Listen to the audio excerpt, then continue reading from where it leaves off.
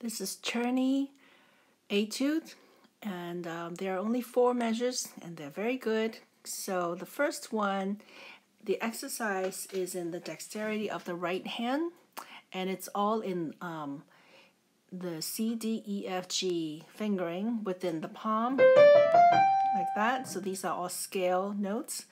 And then the left hand, make sure that your second finger is on middle C, okay? And then we will have a 5-7 chord on the 4th beat, okay? And then you go back to here. The hardest measure is measure 3. It's because the chords change faster. And depending on how fast you can play measure 3, that is your tempo gauge. I have all these red arrows, and that means they are the wrist action. So the 5-7 chord, your wrist should go down and then come up on the 1, okay? And I have here the B to the C. I have a green line that should be played legato, which is connected, and that is practiced first with playing B to C, like that. So that should be legato, and then when you play the chords together, it's a little bit harder. Okay. And I have these arrows here, and that is the motion of your wrist. You should go down,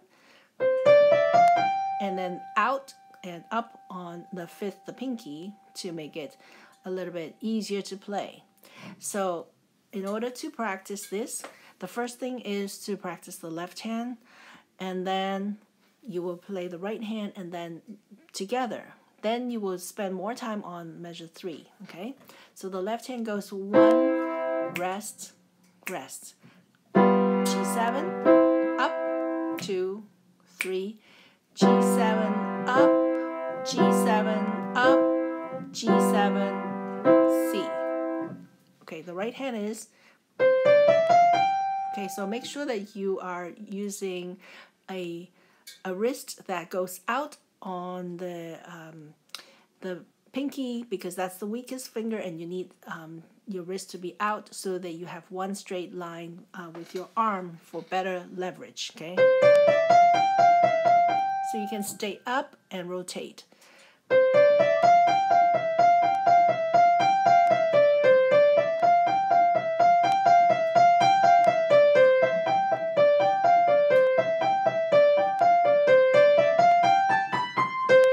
Okay, so the 3rd measure is hard, and you want to practice it a little bit slower.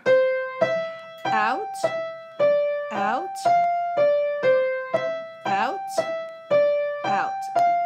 So it's like a finger twister here, and you should not play any faster in tempo than you can play the 3rd measure.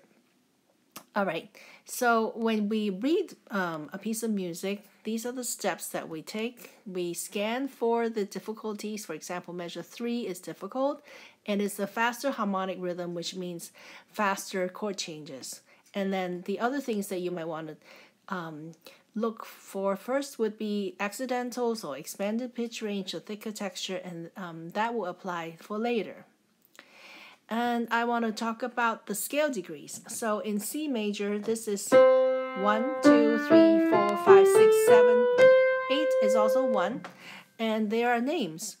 So 1 is tonic, 2 is supertonic, 3 is median, 4 is subdominant, 5 is called dominant, 6 is submedian, 7 is leading tone, 8 is also 1, which is higher, and that is the scale, and the chords are made up of scales.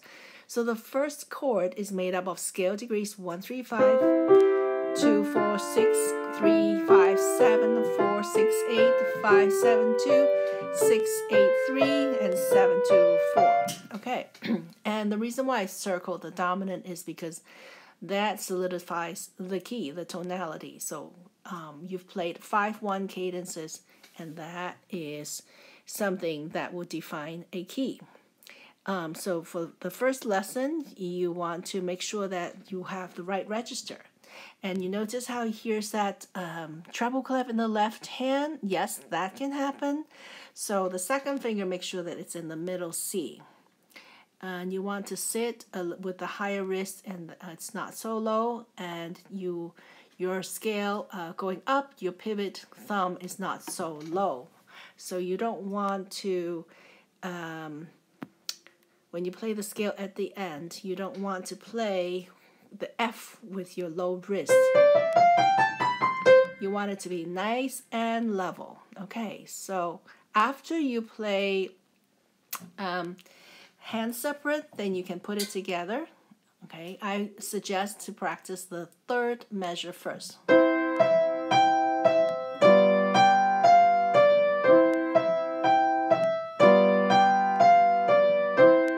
And off. So start this piece with about this tempo.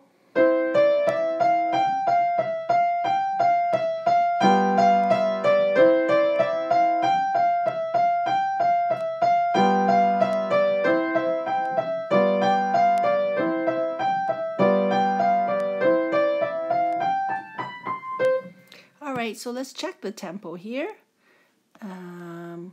60 is a second, and it should be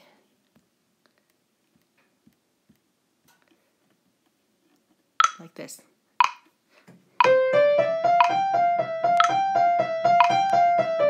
So that's 60. Eventually, this would go a little bit faster. Allegro means fast, okay? And then you can gradually go to 60 something, and then to 70, and faster, and 80, and gradually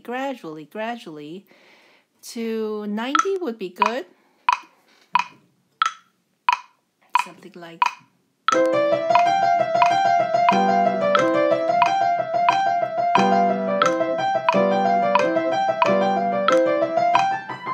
that would be eventually. Okay. Have fun.